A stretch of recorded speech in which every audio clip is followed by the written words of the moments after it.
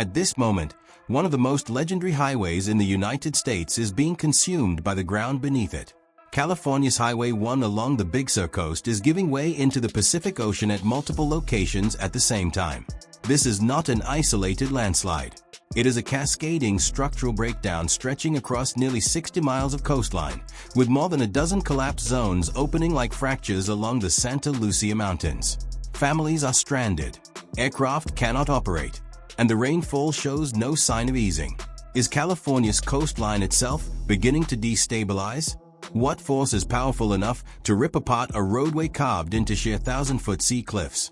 And why are scientists warning that the most severe impacts may still lie ahead? The earliest alerts did not come from satellites or aircraft, but from beneath the pavement itself.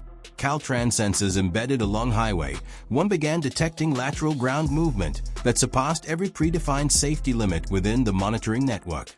Engineers observing live data feeds watched displacement rates surge beyond anything seen in decades of recorded measurements. The instruments were functioning correctly.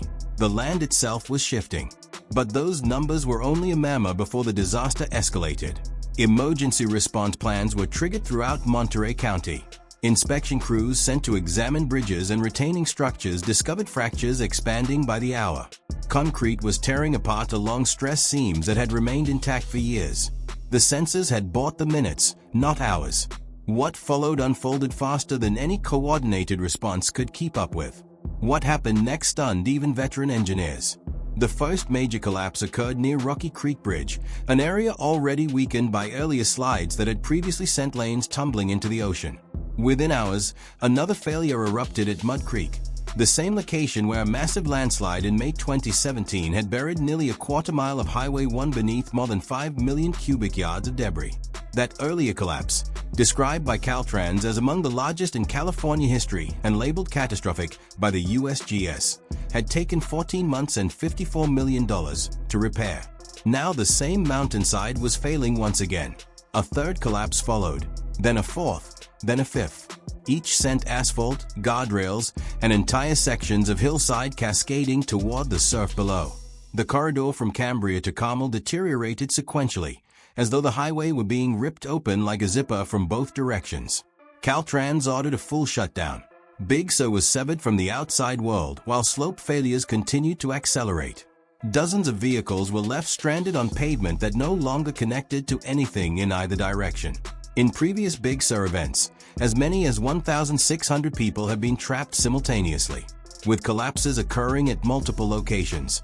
This event threatened to isolate even more. Behind them, fresh debris flows sealed the roadway. Ahead, the pavement simply ended at exposed cliff edges plunging hundreds of feet into the sea. Helicopter rescue operations were launched from Monterey, but violent winds and near-zero visibility pushed pilots beyond safe operating limits. Coast Guard crews attempted instrument-only flights through mountain passes, extracting survivors from vehicles buried up to their doors in mud. In conditions like these, aerial evacuation becomes the only lifeline. Continuous bands of moisture streaming in from the Pacific turned every flight into a fight against a storm that refused to release its grip. Warning signs were spreading across the Big Sur backcountry. The sheer scale of destruction was overwhelming. Near the iconic Nepenthe restaurant, mud walls reaching 40 feet high poured down canyons, completely erasing the roadway. Hundreds of thousands of cubic yards of waterlogged soil were moving at once across multiple drainage systems. In the Ventana wilderness, entire mountainsides failed simultaneously, sending debris flows traveling miles downslope. Pfeiffer Big Sur State Park disappeared beneath a thick layer of brown slurry, so dense that first responders arriving by helicopter could not identify a single recognizable landmark. Trails, campsites, and creek channels vanished beneath a smooth, featureless expanse of mud. But the ground held a deeper explanation. The mountain failures were not caused by rainfall alone. They were driven by the immense weight of water pressing down on slopes never engineered to withstand it. Long-term USGS monitoring has shown that saturated soils are the primary trigger for catastrophic slope collapse along the Big Sur coast. Based on rainfall totals and field observations during this event, saturation levels appear to have exceeded anything documented in the modern record for this region. At peak strength, a single atmospheric river can transport moisture equal to 15 times the flow of the Mississippi River. and 3 of them arrived back-to-back. The first storm soaked the ground. The second overwhelmed drainage systems. The third found no way left for the water to escape. What no one anticipated was the timing. Research from the Center for Western Weather and Water Extremes at UC San Diego indicates that climate models had not projected atmospheric river sequences of this intensity until the 2030s or 2040s.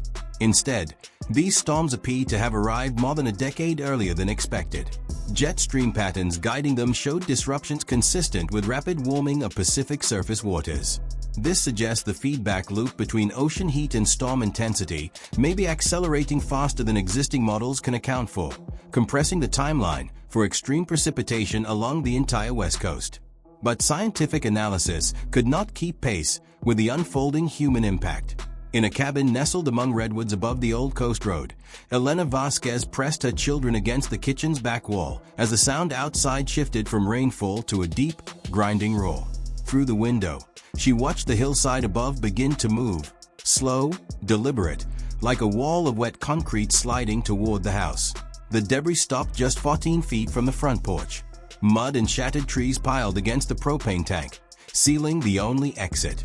For 36 hours, Vasquez and her 3 children waited in darkness without electricity or cell service, rationing bottled water and listening as the mountain creaked and groaned. "We could hear it breathing," she told rescuers when a Coast Guard helicopter finally reached them. When the slide stopped, the silence felt worse than the noise. No birds, no running water, only the smell of soaked earth and splintered pine. The family was flown to a shelter in Monterey, where hundreds of evacuees sat on cots, many still coated in mud. The cabin survived. The road did not, and the full scale of damage was only beginning to emerge. Institutions that defined Big Sur as a cultural destination fell one after another. Dietjen's Big Sur Inn, a historic landmark dating back to the 1930s, was evacuated as mud surrounded the property. Post Ranch Inn, perched above the Pacific, required emergency helicopter evacuation of guests and staff. The Escalates Institute, known worldwide for its hot springs and retreat grounds, was completely isolated by slides blocking both access roads. At Julia Pfeiffer Burns State Park, slope failure near Muckway Falls reshaped the canyon wall. Scientists from the USGS Pacific Coastal and Marine Science Center documented sediment plumes stretching miles offshore into the Monterey Bay National Marine Sanctuary. Those plumes carried serious consequences. Sanctuary assessments had long warned that massive landslide sediment could smother kelp forests and devastate intertidal reef habitats, including endangered black abalone populations. Those warnings were now unfolding in real time. The economic collapse followed immediately. In a typical year, 5 million visitors travel Highway 1 through Big Sur, sustaining an economy almost entirely dependent on tourism. A 2025 Beacon economic study found that earlier closures had already cost the region $438 million in lost spending. Communities like San Simeon and Big Sur saw revenue losses of 42% and 20% during previous shutdowns. Now, with the highway destroyed at more than a dozen locations, restaurants closed, galleries boarded their windows, and family-run hotels faced permanent shutdown. Without the road, the economy simply stopped. No access meant no visitors, no deliveries, no lifeline. The damage rippled outward. Coastal farms were cut off. Dairy shipments halted. Crops spoiled and fields unreachable by trucks. Power outages spread as substations weakened by saturated soil and falling trees failed. Water treatment facilities switched to backup generators, while sewage systems risked overflow as floodwater infiltrated aging infrastructure. The road that once connected these systems was gone. Without it, modern life along the Big Sur coast began to unravel. What has changed is the climate acting upon a fragile landscape. Some scientists now argue that the destruction of Highway 1 is not an anomaly, but a preview. The USGS has identified 75 miles of the Big Sur coastline as among the most landslide-prone terrain in the western United States, with more than 1,500 documented slide zones. Cliff edges retreat landward at an average rate of 7 inches per year, with some sections losing nearly 2 meters annually. Highway 1, constructed between 1919 and 1937, was built through terrain that was geologically unstable long before pavement existed. Similar vulnerabilities extend along hundreds of miles of Pacific coastline from Washington to Mexico. Infrastructure across the region was designed for a climate that no longer exists. Scientists at the National Center for Atmospheric Research confirmed that warming oceans will produce atmospheric rivers that are larger, wetter, and more destructive. Stanford University research shows that successive atmospheric river events cause 3 to 4 times more economic damage than isolated storms. The cycle feeds itself, and it is accelerating. What remains unclear is whether any of this can be stopped. Highway 1 has been closed more than 55 times since its completion, almost always due to landslides. The storms of 1983, the 1998 El Nino, the 2017 Mud Creek collapse, each set a new benchmark.